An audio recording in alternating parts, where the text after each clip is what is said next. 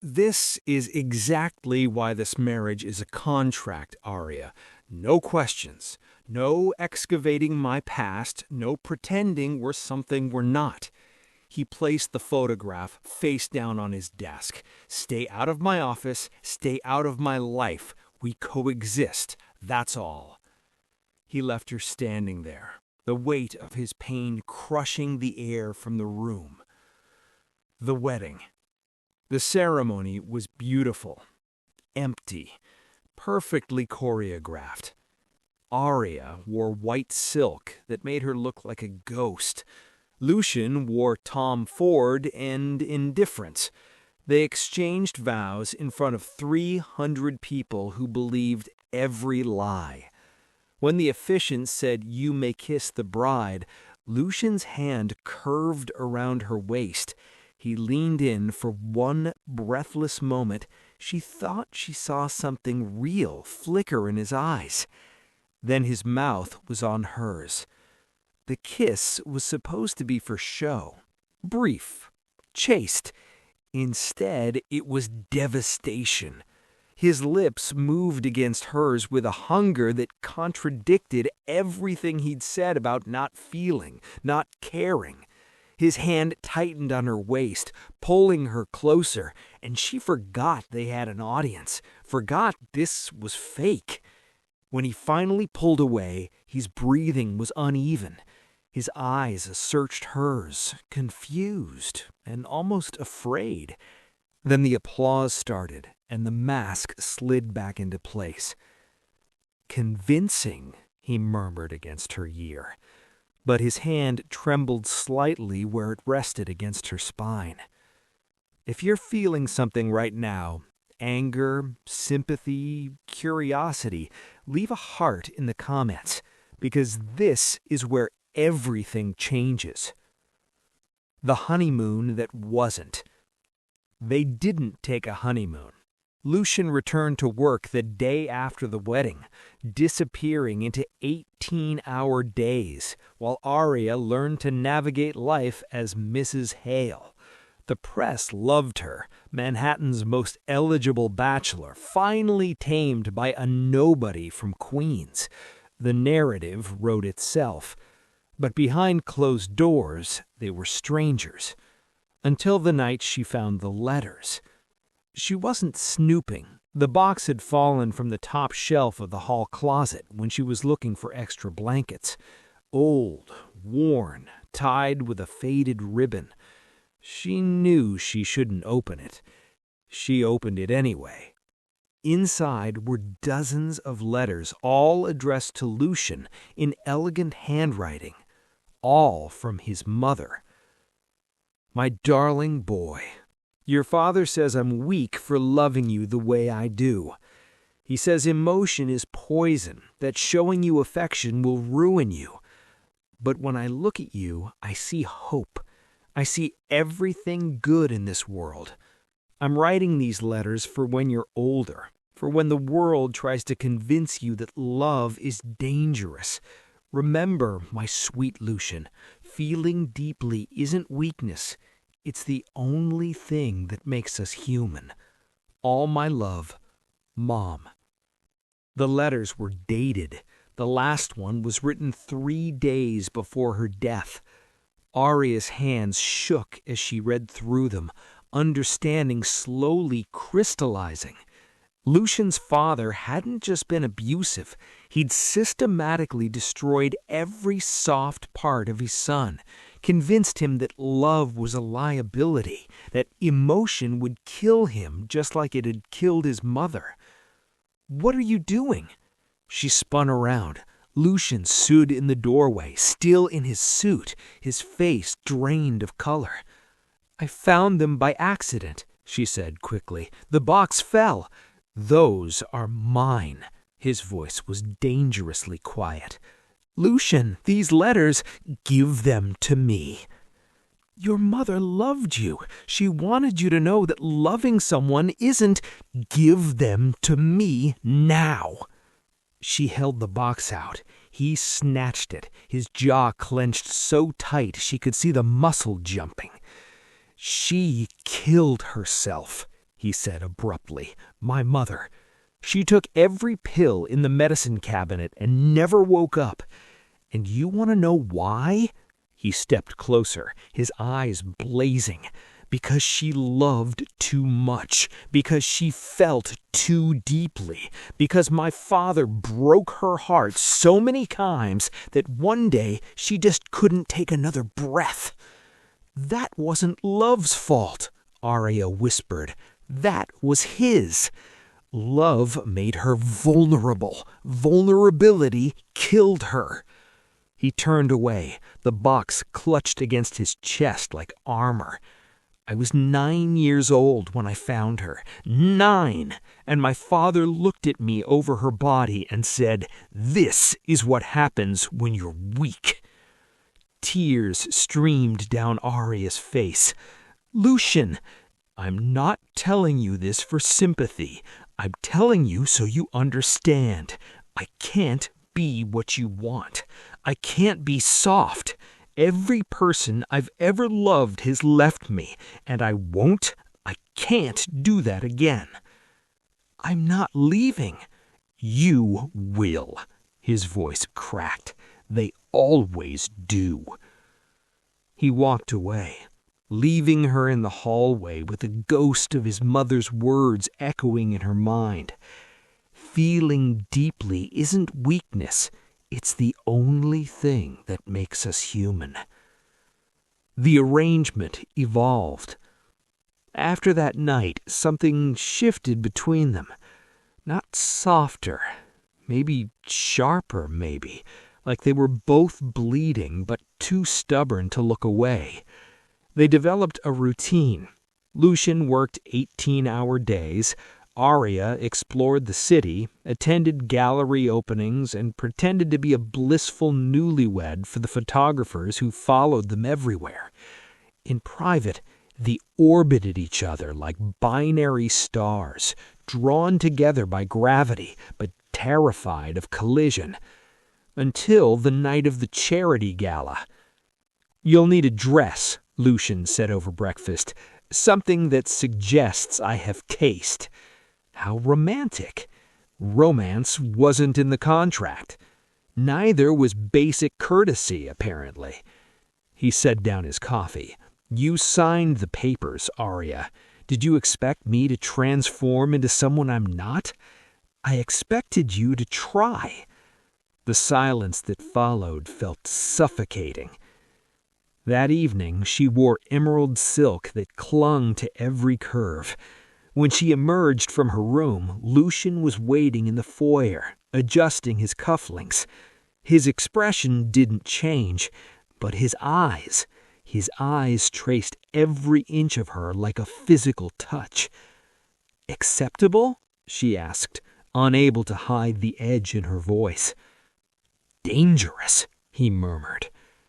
At the gala, he played his role flawlessly. His hand on her lower back, his body angled towards her in conversation. To everyone watching, they were obsessed with each other.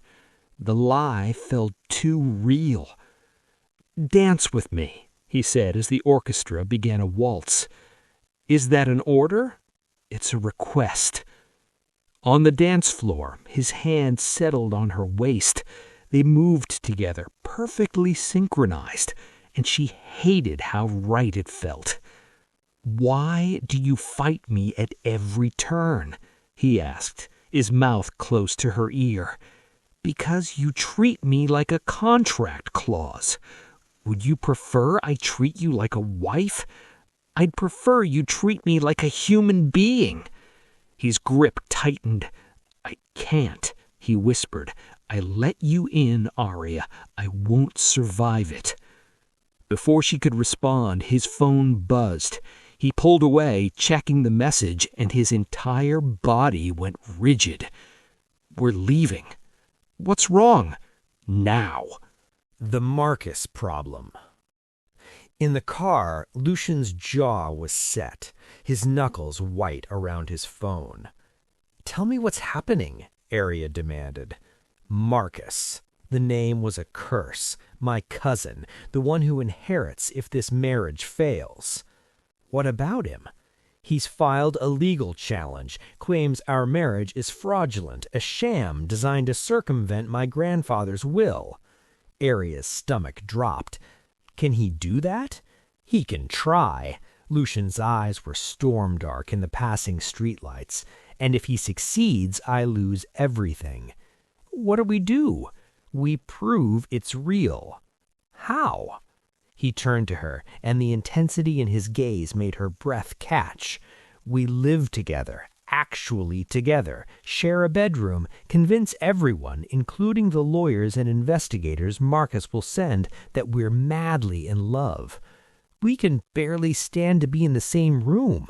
Then we learn. His voice was rough, because I'm not losing my company to that bastard, and you're not walking away from this marriage until we've both gotten what we need.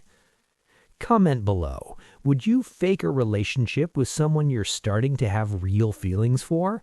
Because Aria's about to find out just how dangerous pretending can be. The new arrangement. Moving into Lucian's bedroom felt like crossing a border into enemy territory. His space was all dark wood and masculine edges. The bed was massive, the sheets crisp white, everything pristine, controlled, safe. "I'll sleep on the couch," he said, depositing her bags inside the door. "That defeats the purpose. If someone investigates, they'll know." His jaw tightened. "I'm not forcing you to. I'm not afraid of you, Lucian. Maybe you should be." That night, they lay on opposite sides of the bed, a canyon of space between them. Aria stared at the ceiling, hyper-aware of every breath he took, every small shift of his body. "Why did you really marry me?" she asked into the darkness. Silence. Then, "Because you were convenient." "Try again." More silence, then so quiet she almost missed it. "Because you looked at me like I was human, and I'd forgotten what that felt like." Her heart cracked open. "Lucian." "Go to sleep, Aria." But neither of them slept. The investigation. Marcus's lawyers were thorough. They interviewed friends, family, examined bank records, scrutinized every photograph. They even hired a private investigator who followed them for weeks. Lucian and Aria adapted. They had coffee together every morning, shared meals, went to bed at the same time. From the outside, they looked like any newly married couple finding their rhythm. But the pretending was killing her, because she wasn't pretending anymore. She'd fallen in love with him, with the man who brought her coffee exactly how she liked it, even though she'd never told him, who listened when she talked about her art, who woke up from nightmares gasping and let her hold him, even though he hated being vulnerable. She was in love with Lucian Hale, and he still thought this was an arrangement. The breaking point. It happened 3 weeks into the investigation.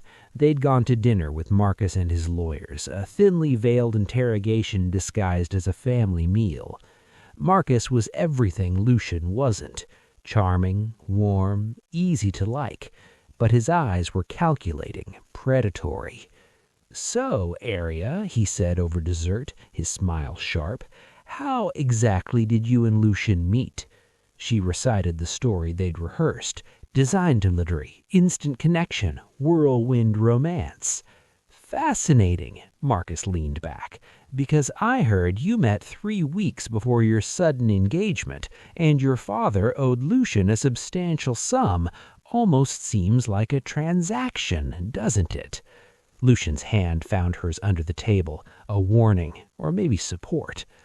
"Love doesn't follow a timeline," Aria said evenly. "No?" Marcus's smile widened. "Then tell me, what do you love most about my cousin?"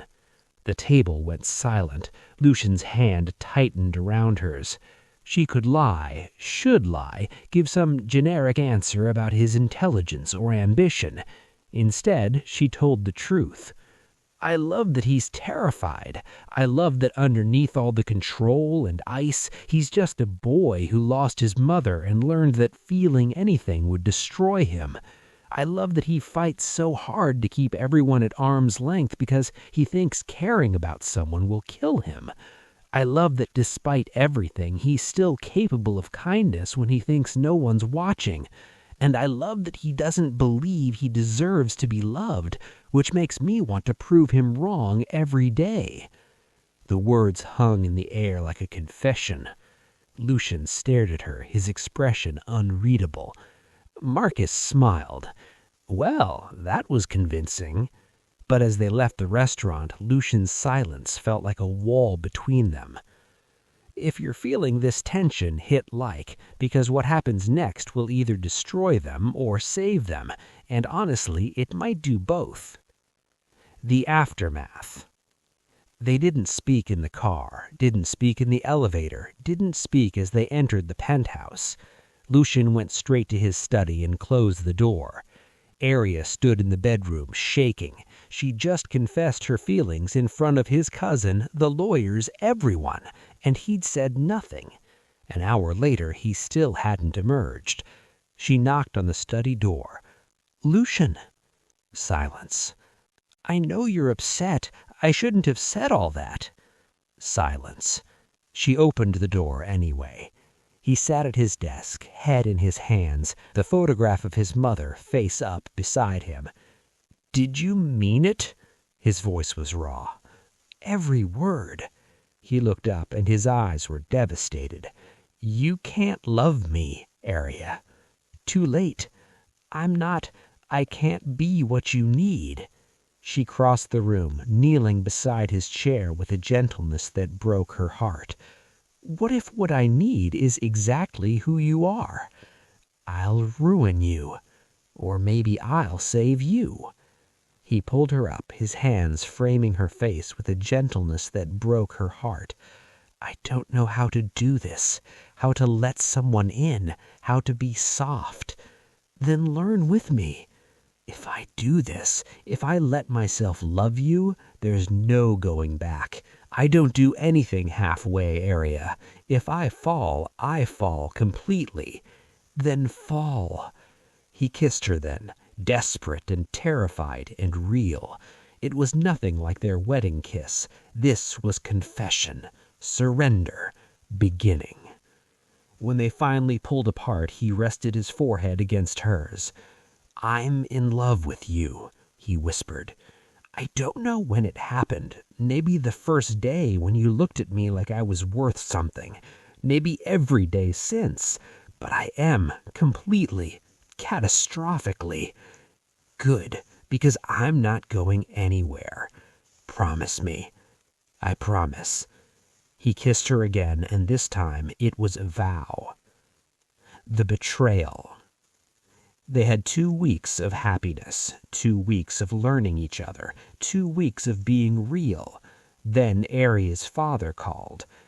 "I need to see you," he said, his voice strange. "Alone, it's important." She met him at a coffee shop in Brooklyn, far from the city's prying eyes. "Dad, what's wrong?" He slid an envelope across the table. "Open it." Inside were bank statements, transfers, emails. Her father's debt to Lucian, it wasn't real. It had been fabricated, staged. "I don't understand." "Marcus paid me to pretend I owed Lucian money," his father said quietly. "He knew Lucian was desperate to fulfill the marriage clause. He thought if he created a scenario where Lucian would enter an obviously transactional marriage, he could prove fraud later and take the company." The world tilted. "You set me up? I knew you would do anything. To save your mother. Does Lucian know?" Her father's silence was answer enough. Oh God, understanding crashed over her. "He knows. He's always known. That's why he chose me. That's why—" "Aria, wait!" But she was already running. "Did you see this coming? Comment your honest reaction, because it gets worse." The confrontation. She burst into the penthouse, finding Lucian in the living room, papers spread across the coffee table. He looked up, and something in his expression told her he knew exactly why she was there. "How long?" she demanded. "Aria, how long have you known my father was part of Marcus's setup?" He stood slowly. "From the beginning." The admission was a knife between her ribs. "So this whole time, the marriage, the investigation, everything, you knew I was part of Marcus's plan?" "You weren't part of it. Your father was, and you didn't tell me." "I couldn't risk you telling him I knew. If Marcus thought his plan was discovered, he'd find another way to challenge the will. So you used me." Her voice broke. "You let me fall in love with you knowing it was all a game?" "It wasn't a game. My feelings are real." "Your feelings?" She laughed bitterly. "You don't have feelings, remember? You're ice. You're control. You're a man who uses people to get what he wants. That's not fair. Isn't it? You saw an opportunity, a convenient wife who came with evidence of Marcus's schemes. 2 birds, 1 stone." He crossed to her, his eyes blazing. "If that's what I wanted, I would have exposed Marcus weeks ago. I have all the evidence I need, but I kept quiet because telling the truth meant losing you. You're losing me anyway. Aria, please. 3 weeks ago, I told Marcus why I loved you. I laid my heart bare in front of everyone, and you already knew the whole thing was built on lies. Not lies, strategy. Same thing when you're the one being played." She turned to leave. His hand caught her wrist. "Don't," his voice was raw. "Don't walk away. Not like this. Let go of me. I love you. You love control. I love you." He pulled her around to face him. "Yes, I knew about Marcus's plan. Yes, I used it to my advantage. But falling in love with you, that wasn't strategy. That was the one thing I couldn't control. The one thing that terrified me. Because loving you meant risking everything I'd built to protect myself." Tears streamed down her face. "How am I supposed to trust you?" "I don't know," his voice cracked, "but I'm asking you to try." She pulled free. "I need time." "How much time?" "I don't know." She grabbed her coat and left, ignoring his voice calling after her. The separation. Aria stayed with a friend for a week. Lucian called every day. She never answered. Marcus's lawyers filed their final brief, confident they'd proved fraud. The hearing was scheduled for the following month. Without Aria, Lucian would lose everything. She told herself she didn't care. She was lying. The truth about Marcus. On day 8, a package arrived at her friend's apartment. Inside was a file with a note in Lucian's handwriting. "I should have shown you this from the start. I'm sorry I didn't trust you enough. I'm sorry I tried to control everything, including us. But you deserve the truth. All of it." The file contained everything. Marcus's payments to her father, the threats against her mother, the timeline of the scheme. But there was more. Evidence that Marcus had been embezzling from Hale Industries for years. Proof that he'd sabotaged deals, stolen clients, actively worked to destroy the company he was trying to inherit. And there, at the bottom, a recorded conversation between Marcus and her father. The girl's perfect. Lucian's so desperate for a wife, he won't question it. And when I proved fraud, he'll lose everything. The company, his reputation, her. It's almost poetic. What if she really falls for him? Even better, watching him lose someone he loves will destroy him worse than losing the company. Aria's hands shook as she read through everything. Lucian had protected her, had evidence against her father but never used it, had kept Marcus's cruelty from her while building a case to destroy him. He'd been wrong to lie, but his motivations hadn't been selfish. They'd been love. Comment if you'd forgive him, because Aria's about to make a choice that changes everything. The hearing. Aria walked into the courthouse on the morning of the hearing. Marcus sat at the plaintiff's table, smug and confident. Lucian sat alone at the defense table, looking like he hadn't slept in days. His eyes found hers across the room. Hope and devastation warred in his expression. She walked past Marcus, past the lawyers, straight to Lucian's side, and sat down. "What are you doing here?" he whispered. "Being your wife, Aria. We'll talk later. Right now, we have a bastard to destroy." The ghost of a smile touched his lips. When Marcus's lawyer called Aria to the stand, she was ready. "Mrs. Hale, isn't it true that your marriage to the defendant was arranged to settle your father's debt?" "No," she said clearly. "Excuse me? My father's debt was fabricated by Marcus Hale as part of a scheme to defraud my husband's inheritance. I have evidence."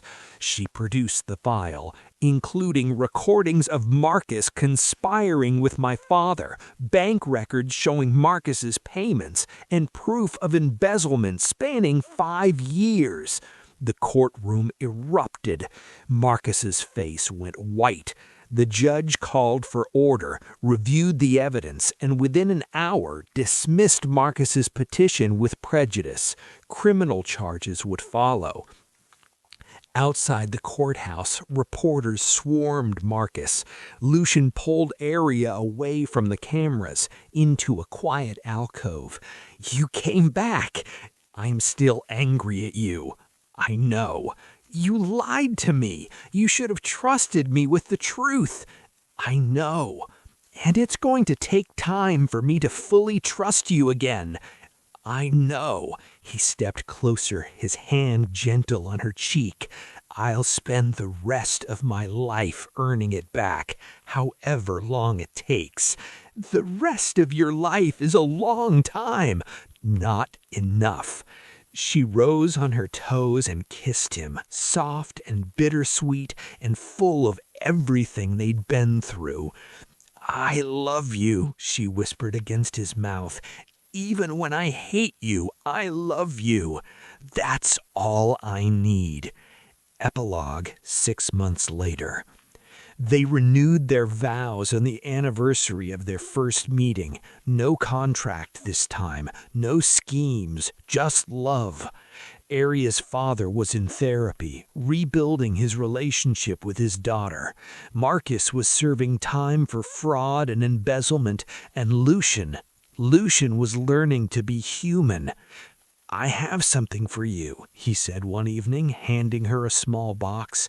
Inside was a ring, not the one from the contract. This one was different, antique, delicate, chosen.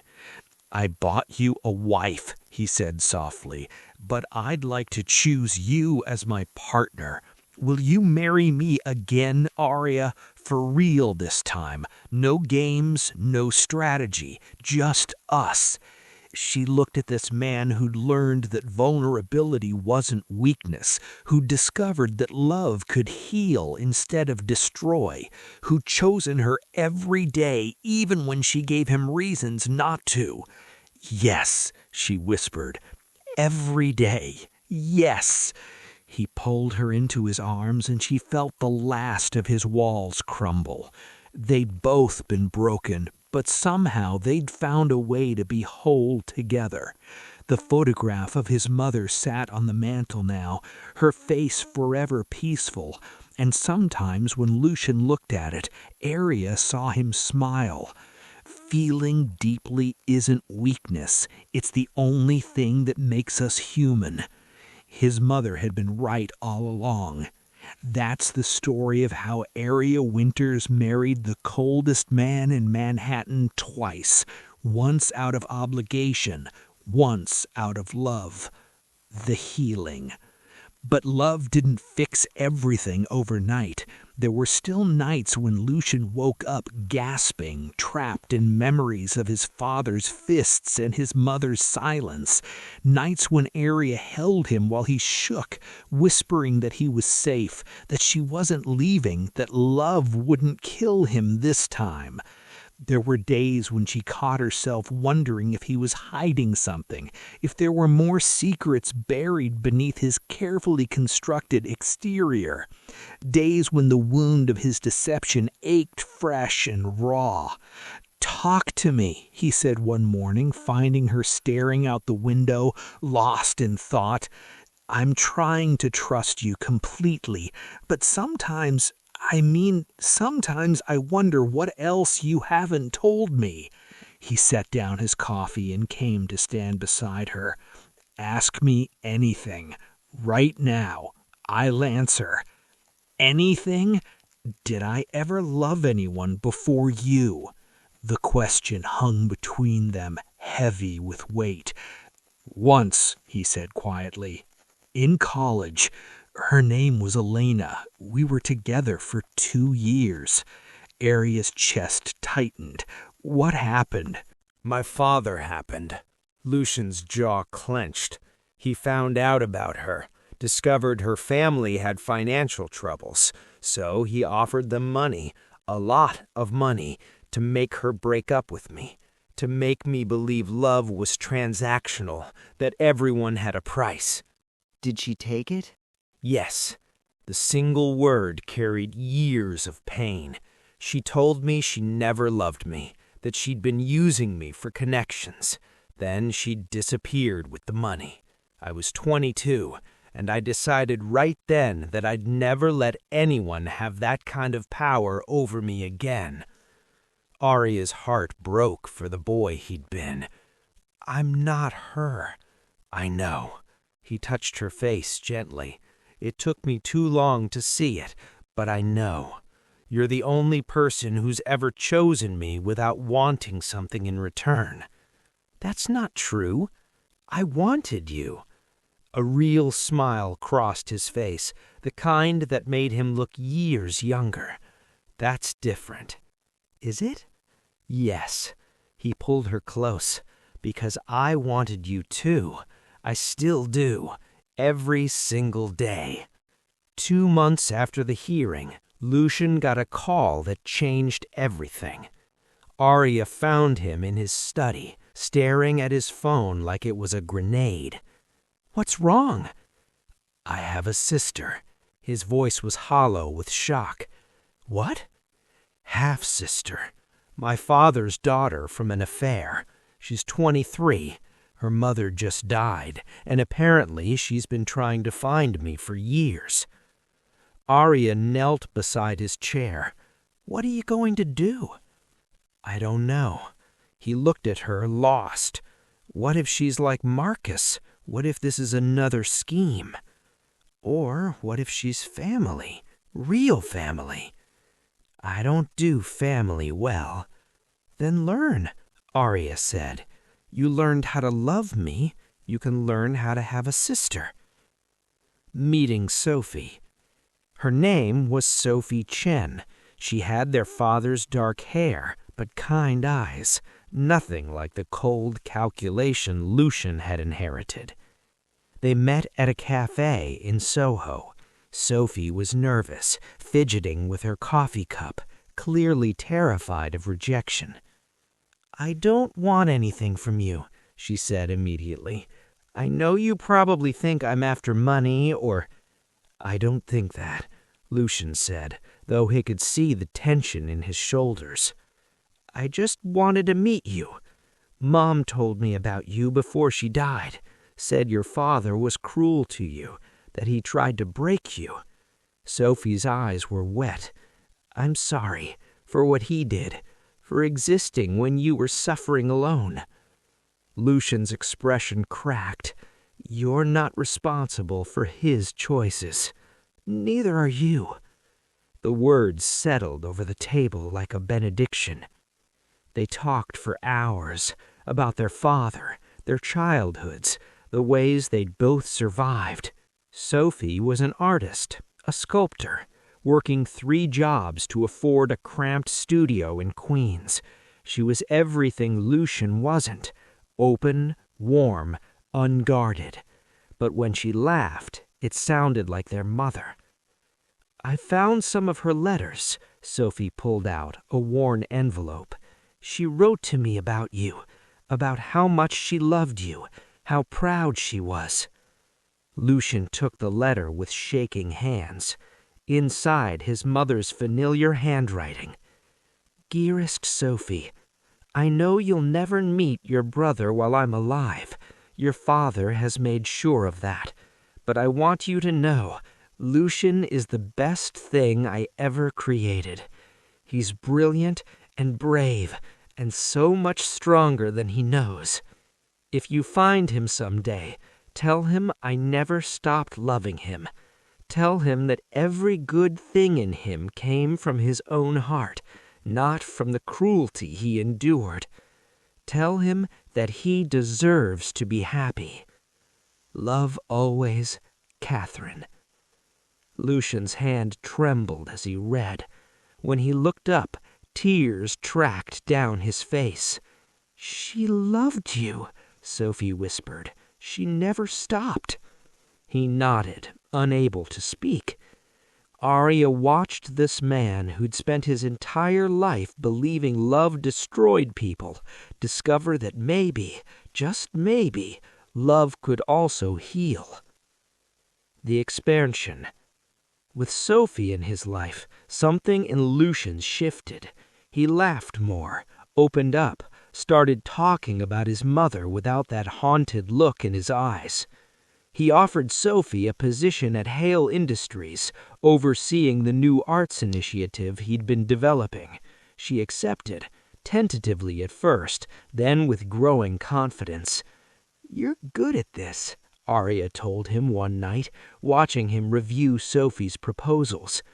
What at? Being a brother, being family. He pulled her into his lap. I'm learning from the best. Flattery will get you everywhere. I'm counting on it. But even in their happiness, shadows lingered. The pregnancy scare. Aria was late, 2 weeks late. She stared at the pregnancy test in her hand, terror and hope warring in her chest. They'd never discussed children, never planned for them. Their relationship was still so new, still healing. What if Lucian didn't want this? What if fatherhood triggered all his trauma about his own father?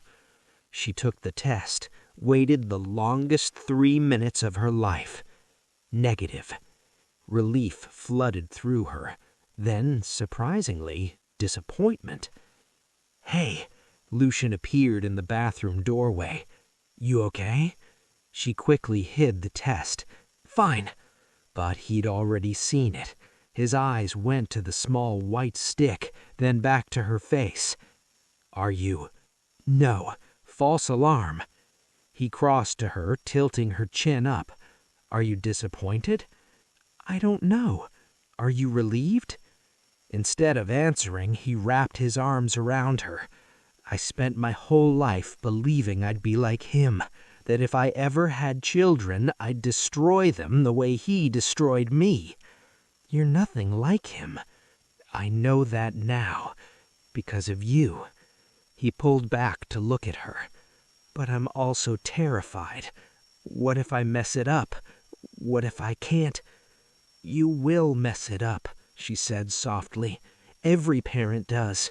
But you'll also love them fiercely, protect them, teach them that feeling deeply is strength, not weakness. You think I could do that? I know you could. He kissed her forehead. Then maybe someday, when we're ready. When we're ready, she agreed. But she caught him looking at baby clothes online the next day. The intervention. 6 months into their reconciliation, Aria got a call from Sophie. Something's wrong with Lucian. What do you mean? He's working too much again. 18, 20 hours a day. Won't talk to me, snaps when I ask questions. Sophie's voice was worried. He's shutting down. Aria found him in his office at midnight, buried in contracts and financial projections. When's the last time you slept? I'll sleep when this deal closes. Lucian. I'm fine. You're not. She closed his laptop. What's going on? His mask was firmly in place. Nothing I can't handle. That's not what I asked. For a long moment, he said nothing. Then, the anniversary is next week. Anniversary of what? My mother's death. The words hit her like a physical blow. Oh, Lucian. I'm fine, he repeated, but his voice cracked. I just need to work. Need to focus on something I can control. Or you need to feel. I can't. His hands shook as he reopened the laptop. If I start, I won't stop. The grief will swallow me whole. She pulled his chair away from the desk, forcing him to face her. Then let it, and I'll be right here to pull you back out. Aria, you told me once that loving me meant falling completely, that you don't do anything halfway. She took his hands. Then grieve completely. Feel it all, and trust that I'm strong enough to hold you while you do. Something in him shattered. He pulled her into his arms and broke, sobbing against her shoulder like the 9-year-old boy who'd found his mother dead. She held him while he shook, whispering promises that love wouldn't kill him, that she wasn't leaving, that feeling this pain meant he was healing. They stayed there until dawn, her arms around him, his tears soaking her shirt. I miss her, he whispered finally. Every day. I know. She would have loved you. I would have loved her. He pulled back, his eyes red but clearer than they had been in weeks. Thank you. For what? For not letting me hide. If you've ever loved someone who was terrified of being loved back, you know this feeling. Drop a comment if this story is hitting different. The anniversary. On the anniversary of his mother's death, Lucian, Aria, and Sophie visited her grave together. It was the first time Lucian had been there since the funeral. Sophie brought flowers, white roses, their mother's favorite. Aria brought a letter she'd written, thanking Catherine for raising a man capable of learning love. Lucian brought his mother's old letters, carefully preserved in a leather box. I'm sorry I stayed away so long, he said to the headstone. I thought staying away meant it hurt less, but you taught me that feeling deeply is what makes us human, and I finally understand what you meant. He pulled out the last letter Catherine had written, the one dated 3 days before her death, and read it aloud. My darling Lucian, by the time you read this, I'll be gone. I know you'll blame yourself, blame love, blame everything that made you feel. Please don't. What I'm about to do isn't about you. It's about me losing a battle I've fought for too long. Depression is a thief, and it's stolen my ability to see the light. But you, my sweet boy, you are the light.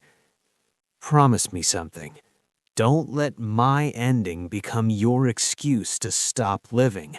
Don't let fear keep you from love, because love, real, deep, terrifying love, is the only thing worth the risk.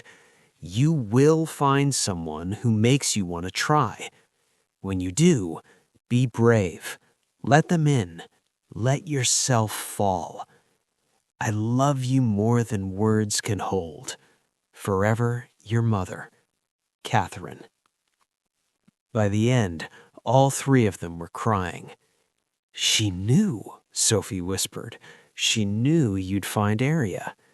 She always knew, Lucian agreed. They stood there for a long time, the three of them bound by loss and love in the slow, painful work of healing. The proposition. 3 months later, Lucian surprised Aria with a question that changed everything. "What if we started a foundation?" he said over breakfast. "What kind of foundation?" "For children who've experienced abuse, therapy, resources, safe spaces." His eyes were intense. "I can't change what happened to me, but maybe I can help other kids escape before it destroys them." Aria's heart swelled. "That's perfect. I want to name it after my mother, the Lucian Hale Foundation for Youth Wellness. She'd be so proud. Will you run it with me?" She blinked. "Me?" "You understand pain. You know how to heal it, and you're the only person I trust to do this right."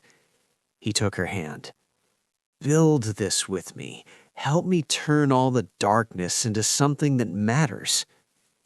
"Yes," she didn't hesitate. "Absolutely yes." The foundation. The Lucian Hale Foundation opened 6 months later in a renovated building in Brooklyn. They hired therapists, social workers, art teachers, created safe spaces where kids could process trauma through creativity.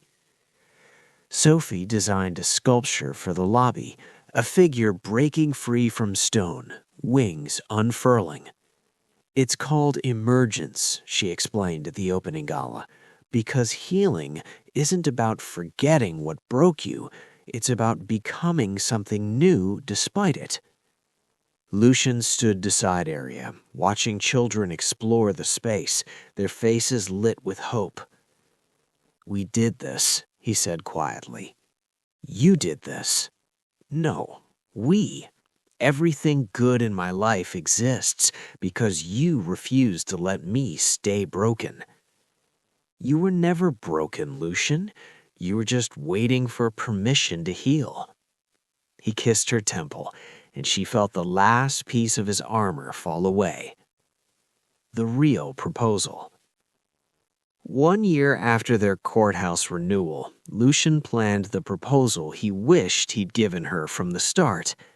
He took her to the gallery where she'd once dreamed of showing her art, the same gallery where they had their first real conversation after the contract was signed. "Why are we here?" she asked. "You'll see." Inside, the walls were covered with her paintings, pieces she'd created over the past year, abstract expressions of pain and joy and love. "Lucian, what?" "I bought the gallery. This is your show, your dream." Tears filled her eyes. "You did this for me?" "I did this because you're brilliant, and the world deserves to see it." He led her to the center of the room, where a single painting hung, one she'd never seen before. It was a portrait of them, dancing at the charity gala, the moment right before he'd confessed he couldn't let her in. "Sophie painted this from a photograph. This was the moment I knew I was in love with you, the moment I was most terrified." He dropped to one knee, pulling out a small velvet box. "Aria Winters Hale, I married you in a sterile courthouse because I thought marriage was a transaction, a contract, a means to an end. I thought love was weakness, that feeling anything would destroy me. But you taught me that feeling deeply is what makes us human, and I finally understand what you meant." He opened the box, revealing a stunning ring, emerald like the dress she'd worn that night. "I've asked you to marry me twice, once out of desperation, once out of fear of losing you. This time, I'm asking because every morning I wake up and choose you. Because you're my partner, my best friend, my home. Because I want to spend the rest of my life earning your trust, your love, your laughter." His voice broke. "Marry me again. Not for the lawyers or the company or the world, just for us. Because I love you and I want everyone to know I chose you. Will you marry me, Aria?" She pulled him to his feet, kissing him through her tears. "I've married you twice already, Lucian Hale. What's one more? Is that a yes? That's a I'll marry you as many times as you ask." He slipped the ring on her finger and kissed her like they were the only two people in the world. Behind them, the gallery doors opened. Sophie, friends, family, everyone they loved filed in, applause echoing through the space. "You planned all this?" Aria asked. "I'm learning to be romantic. How am I doing?" "Pretty well for a reformed Ice King." "Reformed? Mostly reformed." He laughed, genuine, warm, free, the sound she'd been waiting to hear since the day they met. The third wedding. They got married the third time on a cliff overlooking the ocean at sunset with 50 people who actually mattered. Aria wore a dress she'd chosen herself, soft, flowing, nothing like the designer armor from their first wedding. Lucian wore a smile that didn't quit. Sophie was the maid of honor. She cried through the entire ceremony. When it came time for vows, Lucian took Aria's hands and spoke from the heart. 3 years ago, I thought marriage was a transaction, a contract, a means to an end. I thought love was weakness, that feeling anything would destroy me. But you taught me that vulnerability is courage, that love doesn't destroy, it builds, and that the walls I spent my life constructing were just making me lonely. I promised to choose you every day, to trust you with my darkness and my light, to never hide behind contracts or control or fear, to be the man my mother believed I could be, the man you see when you look at me. I promise to love you loudly, fiercely, and without reservation, for the rest of my life, for all the lives after this one, for eternity if it exists. You saved me, Aria. Let me spend forever returning the favor." There wasn't a dry eye in the crowd. Aria's vows were simpler. "Lucian once told me that if I let you in, you wouldn't survive it. But here we are, both of us still standing, both of us stronger for the breaking and the healing and the choosing each other every single day. I promise to love your edges and your softness, your control and your chaos, the man you are and the man you're becoming. I promise to never let you hide, to call you out when you're running, to hold you when you're falling, to remind you that love didn't kill your mother, it gave her the strength to survive as long as she did. And I promise that when we have children someday, we'll teach them what your mother tried to teach you, that feeling deeply isn't weakness, it's the only thing that makes us human. I choose you, Lucian Hale, today and always." When they kissed, the sun dipped below the horizon, painting the sky in shades of gold and pink. It felt like a beginning. Epilogue, 2 years later. Aria found Lucian in the nursery, holding their 3-month-old daughter and staring at her like she was made of starlight. "Can't sleep?" Aria asked from the doorway. "I don't want to miss anything," he whispered. Their daughter, Catherine, named for the grandmother she'd never meet, yawned and stretched in her father's arms. "She's not going anywhere." "I know, He looked up, his eyes wet. "What if I mess this up? What if I'm like him?" Aria crossed the room, wrapping her arms around them both. "You know what the difference is between you and your father?" "What?" "He thought love made him weak.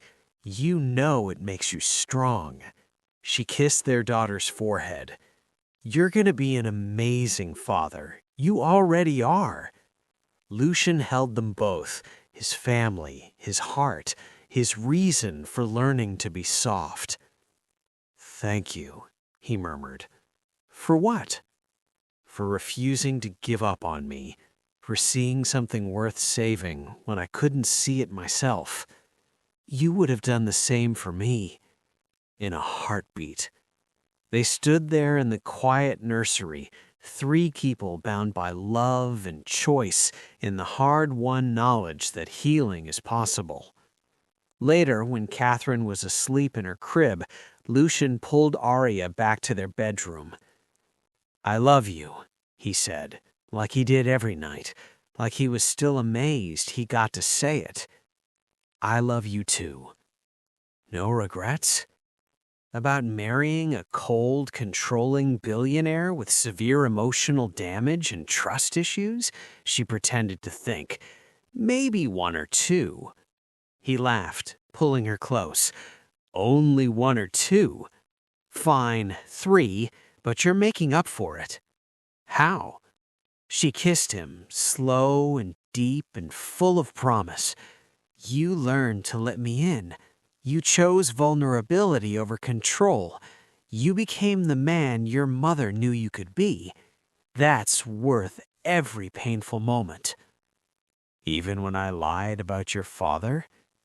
"Even then. Because you learned, you grew, and now we're here. Here is pretty good. Here is everything." They fell into bed together, tangled in sheets and love in the messy, beautiful work of building a life. Outside, the city glittered beneath them. Inside, they'd finally found home. The final word. Because here's what Aria learned about loving Lucian Hale. Love isn't about fixing someone. It's about holding space while they fix themselves. Love isn't about perfect people making perfect choices. It's about flawed people choosing each other despite the fear. Love isn't about never getting hurt. It's about deciding that the person is worth the risk of breaking. And sometimes, just sometimes, love is about marrying the same person 3 times until you both get it right. That's the story of how Aria Winters married the coldest man in Manhattan 3 times, each one more real than the last. If this story made you feel something, anything, subscribe for more romances that will wreck you in the best way. Comment your favorite moment below, or just leave 1 word describing what you're feeling right now. And if you know someone who loves a good billionaire romance with actual emotional depth, send this to them. Trust me, they'll thank you. Until the next story, stay curious, stay hungry, and remember, the best love stories are the ones that break you before they heal you. The ones that teach you that ice can melt, that walls can crumble, that even the coldest hearts can learn to feel, and that sometimes the greatest love stories are the ones we never saw coming. Thank you for staying until the end. If you're still here, that means something. Drop a heart in the comments and let me know which wedding was your favorite. The contract, the courthouse, or the cliff? See you in the next story. where the romance is just as addictive, the heartbreak is just as real, and the happy ending just as earned. Stay broken, stay healing, stay in love.